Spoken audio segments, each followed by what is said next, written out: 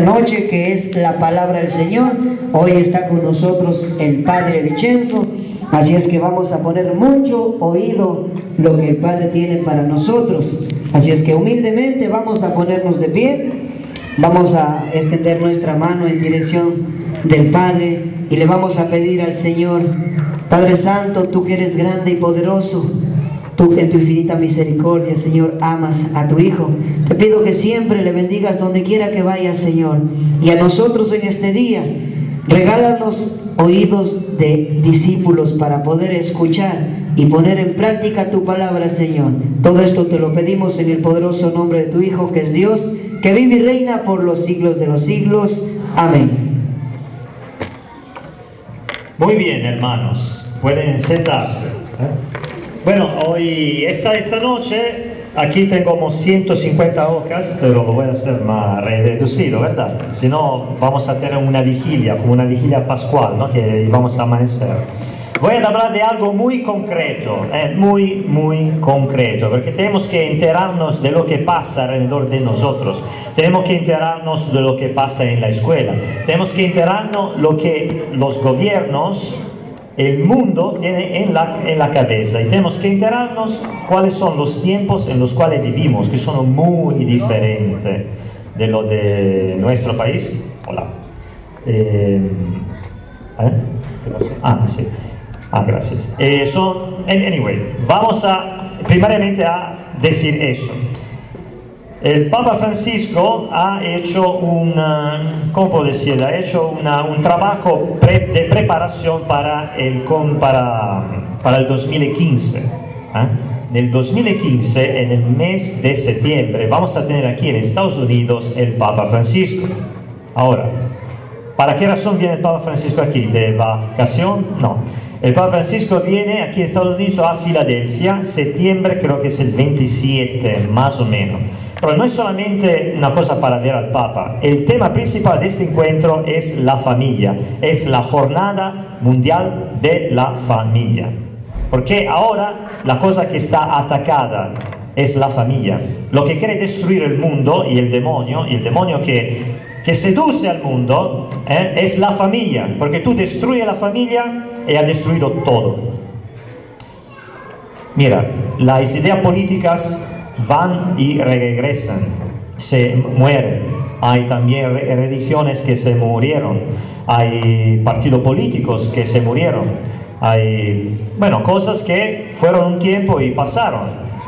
Pero la familia es como el átomo, la familia es la cosa principal. Si tú destruyes la familia, has destruido la humanidad, has destruido el hombre. Porque cualquier cosa, un Estado, o que sea una iglesia, o un partido político, cualquier cosa social de otra clase, la base principal es la familia, porque está hecha de seres humanos. Entonces el demonio, que no puede destruir a Dios, que el demonio es una criatura, que fue un ángel hermoso, que era con Dios y después ha tenido esta rebeldía. Entonces, pero el demonio no tiene poder de atacar a Dios. ¿Y qué hace? Entonces ataca al hombre. Porque en nosotros, el trabajo que tenemos que hacer nosotros es que en nosotros se vea el reflejo de la imagen de Dios por el mundo. Entonces el demonio quiere destruir eso, y se destruye este reflejo, ya lo que es Dios, la presencia de Dios, no está en el mundo está en la tiniebla. Y por eso que Jesucristo vino. Pero vamos a ver la cosa un poco más concreta. Del 5 de octubre hasta el 19 de octubre, que ya pasó, era este trabajo de preparación del Papa. El Papa ha reunido unos cuantos cardinales y también parejas y otras personas para ver un poco ¿qué son los problemas? ¿Cuáles son los problemas de la familia? Y entonces todo el mundo salió con preguntas. Y ese es un trabajo preparatorio para después preparar el sínodo de la familia que va a ser el próximo año. Y después también este encuentro en Filadelfia. Entonces, ya eso es una cosa que empezó ya con el Concilio Vaticano II, muy importante. Nosotros y también este fruto, esta espiritualidad que tenemos nosotros, cualquier clase de espiritualidad, digamos así, moderna, es fruto del Concilio Vaticano II, ¿ok? 1962, cuando el Papa Juan XXIII llamó este concilio que fue ecuménico, que quiere decir que también hombres y sacerdotes, digamos así, de otra religión vinieron. Ese era un concilio no solamente por los católicos, habían allá los protestantes, los ortodoxos, etcétera, etcétera.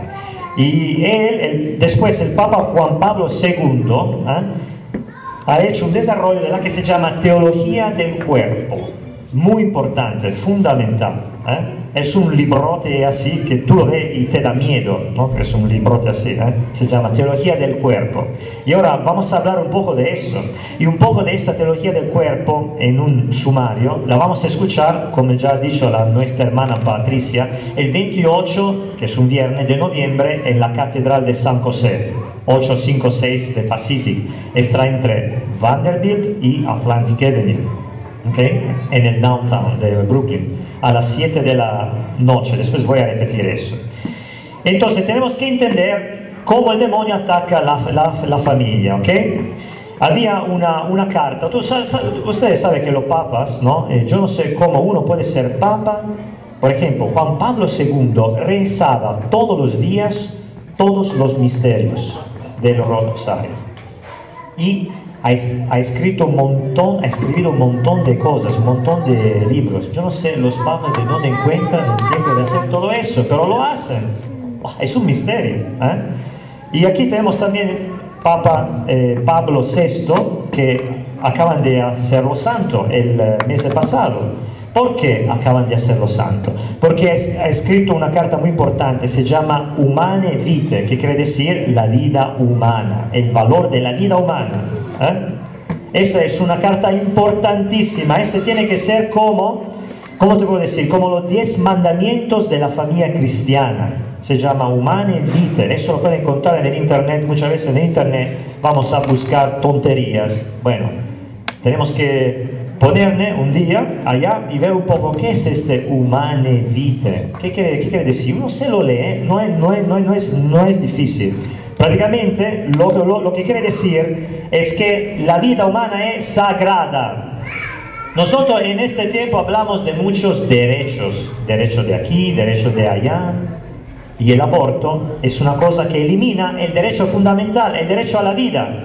Si uno no cree en el derecho a la vida, si uno piensa que la vida de una persona humana, que es al momento del consentimiento,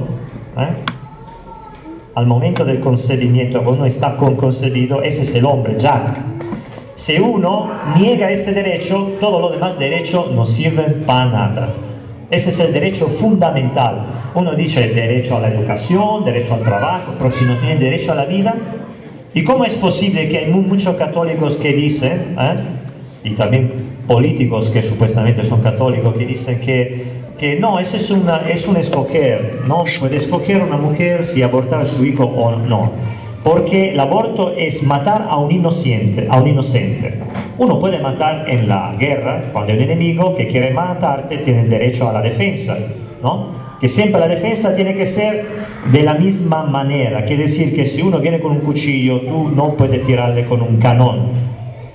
Eso ya lo decía San Tommaso de Aquino en el 1400 o antes. Entonces el derecho a la vida es fundamental, y todo eso empezó precisamente con el Concilio Vaticano II, y esta carta encíclica, esta carta Humane Vitae, fue despreciada aquí en Estados Unidos, despreciada. Y vamos a ver cómo. Tenemos que entender que ahora la época en la cual vivimos no son los años 40. En los años 40 había algo que se llamaba la cristiandad, ¿no? Digamos así, que el ambiente era cristianos.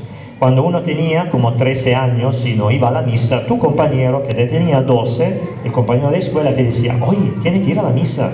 Todo el mundo tenía el mismo pensamiento, más o menos. Todo el mundo sabía de la fidelidad, sabía que tenía que casarse por la iglesia, con la ayuda de Dios, que necesitaba los sacramentos. No, o sea, no había nadie que que necesidad de decirte, oye, tienes que ir a la misa, ¿no? Era una cosa espontánea. Ahora ya eso cambió. Estamos viviendo en una época que es como cuando llegaron los bárbaros, antes del año 1000, y acabaron con Roma, ¿no? Cuando quemaron Roma.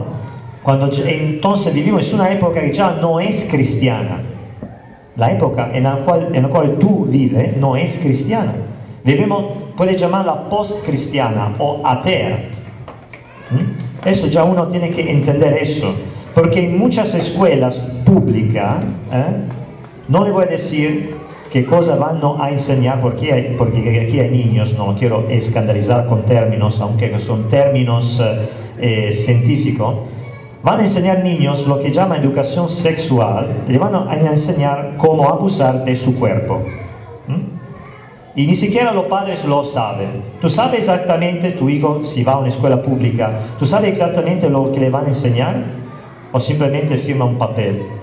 Porque habíamos descubierto, y yo escuché de pareja que descubrieron que había programas en algunas escuelas públicas de enseñar cosas a las chicas y a los chicos, y enseñar cosas de manera que ellos descubran su cuerpo, a ver si te sientes más mujer o más hombre, y cosas así. Pero claro, nadie te va a decir nada, y todo eso pasaba sin que los padres lo sabían. Tenemos que vigilar mucho, que vigilar mucho. Entonces, lo que quiero decir es que la época cambió completamente. Y ahora, como decía ya el Papa Juan Pablo II en su visita, por primera vez el Papa Juan Pablo II visitó Fátima en 1982, y ha dicho que ya lo que antes era considerado un pecado, ahora ya tiene derecho de ciudadanía. Como el aborto ahora es un derecho, lo que es mal es considerado derecho por la ley. El Estado mismo que tiene que proteger sus habitantes, que tiene que ayudar a sus habitantes a escoger lo que es bueno, te pone matar a un inocente como un derecho. Wow, eso es antes una cosa que ni siquiera uno la pensaba, ¿no? Y ya tenemos que enterarnos de eso. Ahora, lo que prácticamente es el ataque principal a la familia es la que se llama ideología de la sexualidad. ¿Qué cosa es la ideología de la sexualidad? Tenemos que empezar un poco más atrás, ya en el medioevo, ¿no? El medioevo es cuando el hombre estaba enfocado en Dios, y poco a poco el hombre se enfoca en sí mismo. Poco a poco, digamos así, que el hombre ya con todo lo que ha descubierto, piensa ya que puede manejar todo. La ciencia es una cosa fantástica, fantástica.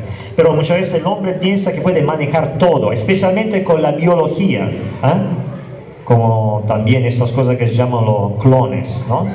Entonces el hombre piensa que puede tomar el lugar de Dios. Entonces lo que es la ley natural,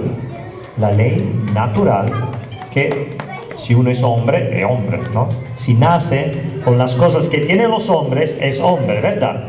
Si es una mujer, esa ley natural. La naturaleza tiene una ley en sí misma.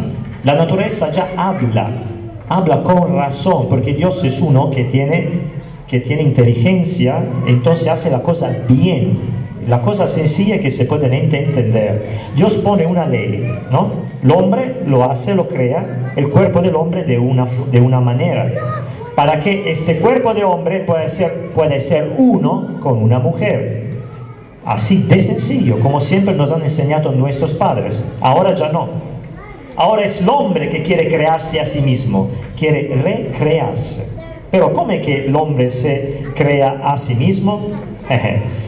Es la misma idea, y esta idea nace de lo que se llama el comunismo y el marxismo. Cuando uno piensa al comunismo y al marxismo de Marx, ¿no? Lo piensa en función de la economía, ¿no? Uno piensa que el marxismo, el comunismo era que el pueblo tenía que poseer los medios de producción. O sea, el comunismo dice, el Estado es un tirano, porque el Estado, él lo tiene todo, y entonces el pueblo es pobre, porque el pueblo mismo no posee los maquinarios, no posee las fábricas. Esa era la idea. Entonces, el comunismo, el marxismo es esto, dice, el hombre es no exactamente lo que es, pero es lo que hace, es lo que produce, ¿ok? El hombre es lo que produce. Y entonces, si el hombre es lo que produce, quiere decir que uno puede producir lo que uno quiere. Entonces el hombre puede ser lo que uno quiere. Yo puedo ser lo que yo quiero. O sea que el hecho que soy hombre ya es una cosa secundaria. Eso es una cosa, es un pensar que viene del comunismo, que hay que destruir las barreras. Y si tú eres mujer y yo soy hombre, es una barrera, entonces tenemos que acabar con esa. Entonces el hombre puede ser libre, libre de verdad, solamente cuando se destruye la diferencia entre el hombre y la mujer, pero quiero decir, la diferencia en el sentido físico también, cuando se destruye esta diferencia, entonces el hombre es libre. Porque ya ser mujer, ser hombre, no es algo que Dios te ha dado, no es una ley, no es algo natural, es simplemente un papel. Entonces, si es un papel, hoy puede ser hombre y mañana puede ser mujer. Y por eso que nosotros sabemos que hay dos, ¿cómo se llaman? Genders, ¿no? Hay dos, géneros. Hay dos géneros, mujer y hembra y varón, ¿no? En California han dicho que ne tienen 17. Ahora, ¿cómo puede tener 17? Bueno, no le voy a explicar todas las diferencias, activo, pasivo, que no sé qué. Hay transgender, ¿no? Lo que un día son hombre, un día son lesbianos, el otro día son homosexuales y no se sabe qué. En el mundo, hasta ahora, han contado 51 de estos géneros, ¿ok? Y hasta en los ciudadanos de Alemania, en Alemania hay una ley que los pasaportes le ponen simplemente, le ponen hembra, varón o otros, porque ya en eso que se llama la licencia de matrimonio, por los que la sacaron, dice spouse A, spouse B, dice esposa A o esposa B, porque por la ley se puede casar lo que quiera. Pero ahora, hablar así para nosotros es algo normal, o sea, en el sentido que estamos acostumbrados a escuchar eso, no es que estamos de acuerdo, no, pero estamos acostumbrados ya. Atención, porque nosotros somos como pescado en un acuario al cual están intentando de cambiar el agua. Porque en los primeros 3 siglos el demonio era más directo. Había emperadores como Otaviano, Valeriano, Diocleciano, el mismo Nerón, que mataban a los cristianos. Y ahora no, ahora ya no es una persecución así, directa, o que te echaban en el Coloseo, en las arenas con las bestias que te comían o te crucificaban o te quemaban. Ahora el ataque es, el demonio como siempre hace, que es una serpiente, el demonio no te ataca directamente, el demonio va un poco a la derecha, un poco a la izquierda y después te agarra detrás. Entonces tenemos que enterarnos de eso, que ya esta mentalidad que se llama ideología de la sexualidad quiere destruir lo que es la ley natural y decir al hombre: tú eres libre de hacer lo que tú quieres. Y entonces de esto también, que muchas veces cuando uno llega en este país ya no se casa, ¿no? Aunque uno se queda hombre y mujer se queda mujer, pero ya no siente el deber de casarse, ¿no? Y también muchas veces uno tradiciona, porque al final dice: bueno, yo estoy libre, si hoy amo y si mañana no siento amor, me voy. Pero el amor no es un sentimiento, el amor es un hecho concreto. Para Jesucristo el amor son los clavos que le pusieron, no era un sentimiento. Tenemos que poner muy atención a esto, porque los sentimientos, tal vez yo siento amor, tal vez no lo siento, tal vez odio a mi mujer, pero yo sé que concretamente el amor está hecho de algo concreto, está hecho de sacrificio, de la libertad de dar la vida, porque la vida la recibo de Cristo. Ahora, entonces, después de eso, quiere decir también que esta ideología de la sexualidad por la cual el hombre decide de recrearse ignorando lo que es la naturaleza, ¿no? Ignorando lo que es la naturaleza, que el cuerpo mismo te dice claramente cómo tú tienes que vivir tu sexualidad, pero el hombre la ignora. Y entonces también hay una otra idea atrás de eso, porque tenemos que ver un poco cómo es que vivimos en la época en la cual estamos, cómo es que la gente, o sea, ¿qué pasa? ¿Que el mundo está loco? No, sí, pero es un proceso, ¿no? Que llega desde muchos años atrás. También había otra filosofía que se llamaba el gnosticismo, ¿no? Quiere decir que era una filosofía griega que quería decir que había como quería decir que Dios, ¿no? La presencia divina tal vez enviaba como chispas, ¿no? Así. Entonces cada uno de nosotros es como una chispa de Dios que toma un cuerpo. Pero esta chispa tiene que regresar a Dios y en este cuerpo se encuentra mal. Está como en una prisión, ¿no? Entonces se encuentra mal. Entonces el cuerpo es una cosa mala, es una cosa sucia, es una cosa negativa. Por eso, por estos filósofos, era importante no tener hijos, ¿no? Y entonces, también, ahora que vamos a avanzar poco a poco, hablamos aquí del 1968. Bueno, ¿quién tenía 20 años en 1968, más o menos? Yo nací en el 71.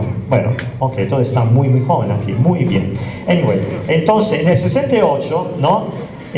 Sacaron por primera vez la que era una, ¿cómo se llama? Una píldora, la pill, ¿no? La píldora abortiva, ok, que se llamaba la píldora que mata en el 1968, pero eso ya hacía parte de un plan aquí en Estados Unidos, un plan apoyado por el gobierno. Uno puede decir, ¿ya en el 68? Sí, en el 68. Eso era un plan para controlar la población. La idea era que ya en el mundo somos demasiados, ¿no? Y entonces hay que controlar la población, pero eso es una mentira.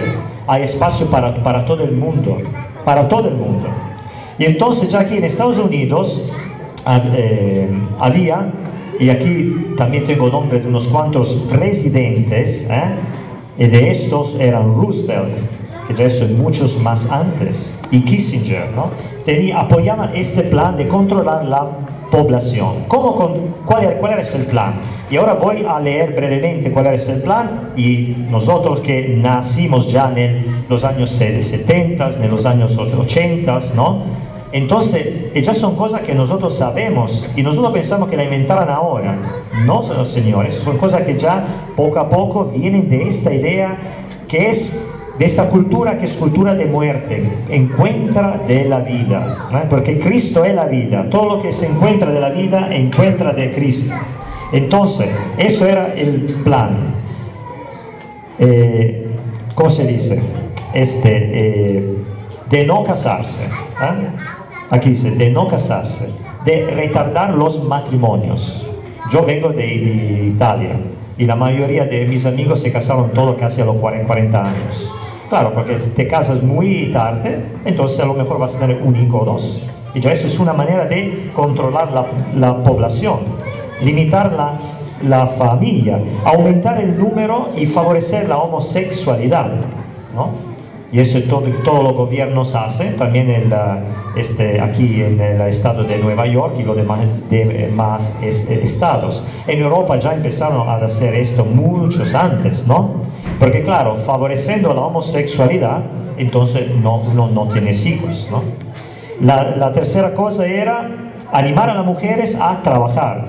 El trabajo es una cosa buena, que la mujer trabaje es una cosa buena, pero forzarla para hacer de manera posiblemente que si un trabajo tiene que escoger un hombre, que lo escoja una mujer, así que pasa más tiempo en el trabajo y no tienes hijos. También es una forma de controlar la población. Y entonces, y después, por ejemplo, también el gobierno, especialmente en Europa, tal vez hacen cosas que no están permitidas, como en Suecia en el 1984 pusieron en el agua que tú tomas de la fuente, pusieron contraceptivos, ¿no? En polvo que se disuelven, ¿no? Y eso lo descubrieron para hacer de manera que la mujer no tendría hijos, ¿no? Eso eran todas cosas que muchas veces uno no sabe, ¿no? Por ejemplo, aquí en Estados Unidos hay una laguna que está en un lago, una laguna que está en Colorado. ¿Y qué pasa? Que los pescados no pueden reproducirse. ¿Por qué? Porque claro, como que muchas de las mujeres usan contraceptivo, después el contraceptivo va en la orina y después se filtra en la tierra y después va en el agua, pero se queda ya. O sea, ¿cómo decir que esto afecta también la naturaleza? O sea, es una locura, ¿eh? Y entonces, lo que pasa es que también alguien ha dicho que esto de la contracepción en realidad es una cosa católica. Porque la familia de Nazaret ha tenido un hijo. O sea, como se puede siempre, ¿no?, mostrar la realidad por lo que no es. Y también el mismo presidente Roosevelt, que fue presidente del 1901 hasta el 1909, había dicho que el gran problema de la civilización consiste en el garantizar la crecida, pero de los elementos de las personas más buenas. Y lo que, digamos así, son malos, que no se reproduzcan. Entonces quiere decir que todos los criminales tenemos que esterilizarlos. Eso para decir como la cultura en la cual vivamos es un fruto de esta ideología que está en contra de la vida, en contra de lo que es la sexualidad cristiana. Y entonces, para decirlo así, tú no naciste hombre y tú no naciste mujer. Tú diventaste hombre y diventaste mujer. Eso es lo que muchas veces en mucha escuela pública enseñan y nosotros no lo sabemos. Te dicen que si tú eres hombre porque tú quisiste serlo, y implícitamente dice que también si no quieres serlo puede ser mujer. Eso es algo que siempre tenemos en la cultura de hoy. ¿Por qué estoy diciendo todo este rollo? Que a lo mejor puede resultar en un rollo. Para que nos despabilamos un poco. Que tenemos que entender de verdad que la familia, así como nosotros queremos vivirla, es una lucha tremenda. Estamos en una batalla, estamos en una pelea. Pero muchas veces la perdemos esta pelea porque nosotros mismos nos tiramos en los pies. Nosotros mismos muchas veces son los que no nos apoyamos suficientemente en la iglesia, y muchas veces tenemos una falta de fe, tenemos miedo a la muerte, tenemos miedo al donarnos. Tenemos miedo cuando llegan los biles y uno dice, si voy a tener un otro hijo, ¿quién que lo va a mantener? Bueno, esa es la misma pregunta que los discípulos ponían a Jesucristo. O sea, tenemos aquí una muchedumbre, eran 5.000 personas, sin contar la mujer y los niños, ¿cómo van a comer? Entonces, si uno dice que tiene fe, entonces tiene que lanzarse, tiene que decir, bueno, si Dios existe, tiene que proveer. O si no, si Dios no provee, si Dios no es un padre, yo me quito eso y me voy a la casa, a mi país. Así de sencillo. Yo vine aquí porque yo creo que Dios me sacó de la muerte, porque Dios provee, porque Dios es verdadero, que existe. Entonces, yo he visto un poco de la providencia de Dios, un poco, y este poco fue suficiente para mí para lanzarme en esta aventura que es el presbiterato, ¿no? Entonces para nosotros es la misma cosa, es la misma cosa, porque tenemos que entender eso, queridos hermanos, que la batalla del futuro y del cristianismo y de la iglesia depende de vosotros. La iglesia aquí, los sacerdotes están aquí para ayudarlos, pero la primera iglesia está en tu casa. Y si en tu casa tú no te donas, no te das a tu marido, y tu marido cuando se da a ti, cuando se dona, en realidad los dos están cerrados a la vida. Entonces podemos aquí rezar y predicar y podemos decir a los hijos de amar a Dios sobre todas las cosas, pero si no lo hacemos nosotros primero, yo también como sacerdote, si no me entrego a la iglesia, entonces mejor me voy a la casa. Puedo estar aquí hablando, pero si no vivo yo por primero las cosas en las cuales yo creo, entonces es una batalla ya perdida. Es como ir a la guerra sin rifle. Pero si nosotros queremos ir a la guerra, que es contra el demonio, con un rifle, entonces con la ayuda de Cristo, nosotros por primeros tenemos que hacer que nuestra casa sean iglesias. En el principio, después de la muerte de Cristo, la iglesia se llamaba Domus Ecclesia, quiere decir iglesia doméstica, iglesia de la casa, que celebraban la misa en casas, a lo mejor en la casa de alguien que la tenía más grande, pero primariamente la primera iglesia es tu casa.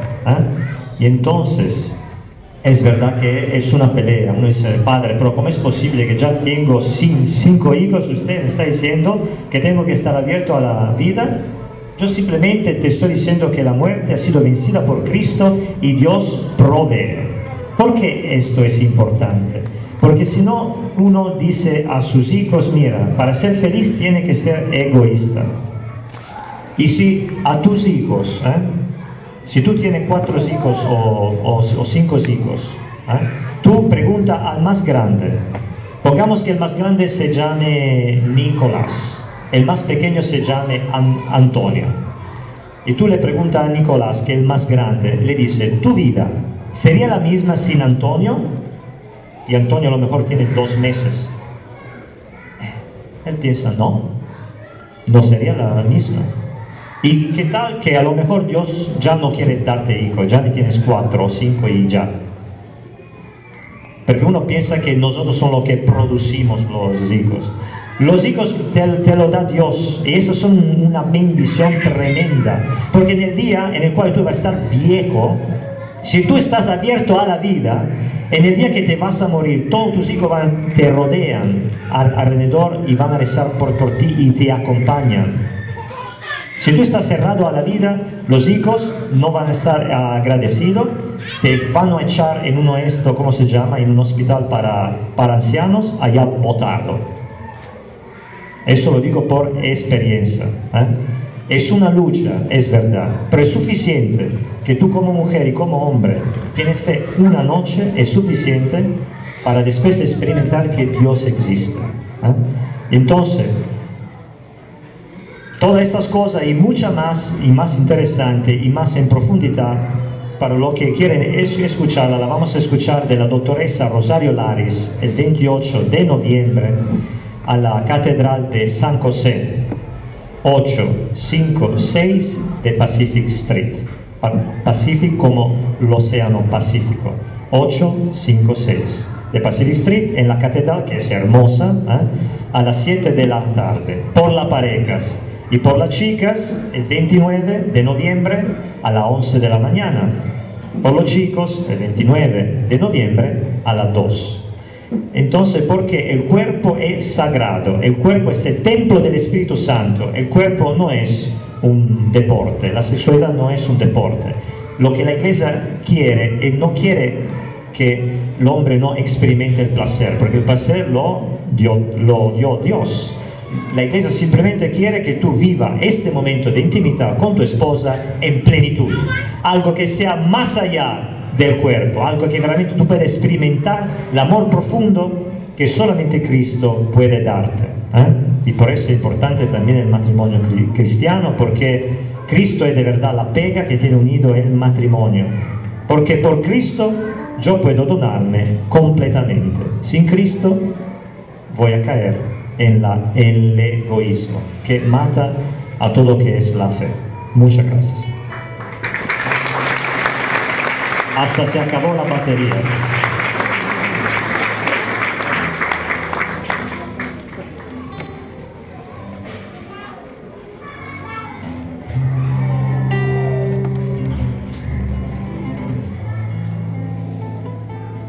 Bendito sea el Señor. Nos ponemos de pie, hermanos. Vamos a cantarle a nuestro Señor Jesucristo, diciéndole gracias por toda esta enseñanza que nos ha traído en este día, que nos alimenta el cuerpo y también el espíritu. Señor Jesús, agradecidos en esta noche por tu infinito amor. Vamos a cantar, vamos a cerrar nuestros ojos.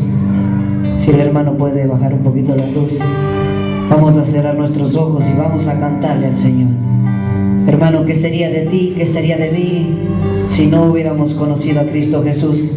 Tal vez estuviéramos perdidos como un barco sin brújula, pero hoy el Señor ha cogido nuestro horizonte, nuestra vida, y nos está llevando por la dirección correcta.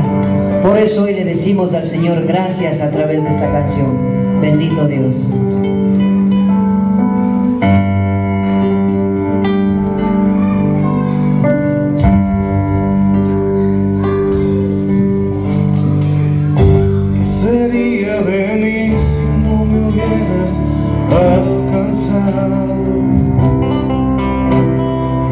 ¿Dónde estaría hoy si no me hubieras perdonado?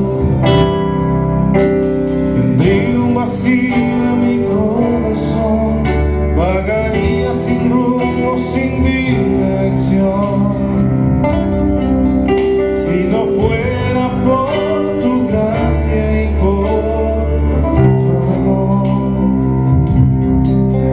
si no fuera por tu gracia y por tu amor, sería como un pájaro herido que se muere en el suelo. Sería como un ciervo que brama por agua en un desierto. Si no fuera por tu gracia y por tu amor, si no fuera por tu gracia y por tu amor,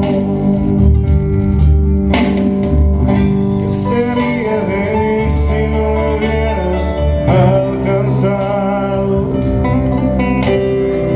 ¿Dónde estaría hoy si no me hubieras perdonado? Tendría un vacío en mi corazón, vagaría sin rumbo, sin dirección. Si no fuera por tu gracia y por tu amor, díselo conmigo. Si no fuera por tu gracia y por tu amor, sería como un pájaro herido que se muere en el suelo. Sería como un ciervo que brama por agua en un desierto. Si no fuera por tu gracia y por tu amor, si no fuera por tu gracia y por tu amor,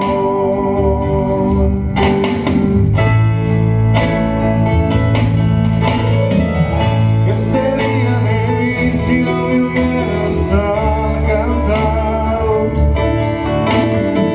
¿Dónde estaría hoy si no me hubieras perdonado? Tendría un vacío en mi corazón, vagaría sin rumbo, sin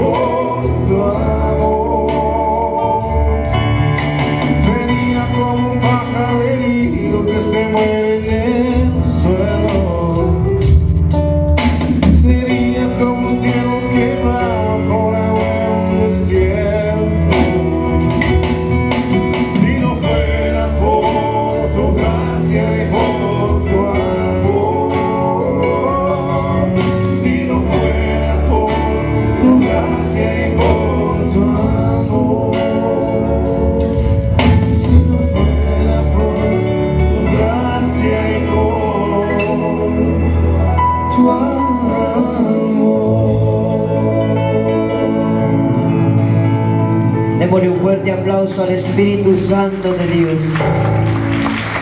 Y dile gracias, Señor Jesús. Si tú eres agradecido con el Dios Todopoderoso, dile gracias, Señor. Gracias porque hoy permitiste estar aquí.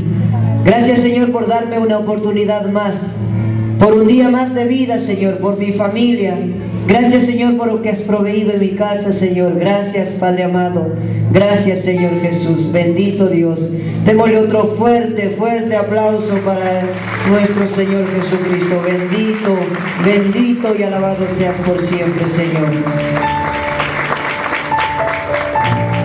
No se olviden, hermanos, que la evangelización depende de nosotros también. Vamos a poner nuestro granito evangelizando y tenemos muchos. Dios Todopoderoso, eterno, tú solo eres el Rey. Te pedimos, Señor, que nuestros deseos sean tus deseos. Aquí están las oraciones de nuestros hermanos. Te rogamos, Señor, de escucharla. Te rogamos, Señor, que tú puedas dar a nosotros tu Espíritu Santo para hacer siempre tu voluntad. Pero humildemente, Señor, te pedimos de escuchar las oraciones que estos hermanos pusieron aquí y también todas las oraciones que tenemos en nuestro corazón. Señor Padre Santo, escúchala, te lo pedimos por Cristo nuestro Señor. Y la bendición de Dios Padre Todopoderoso, Padre, Hijo y Espíritu Santo descienda sobre todos vosotros y permanezca para siempre. Como hermanos unidos en Cristo pueden dar unos a otros el signo de la paz.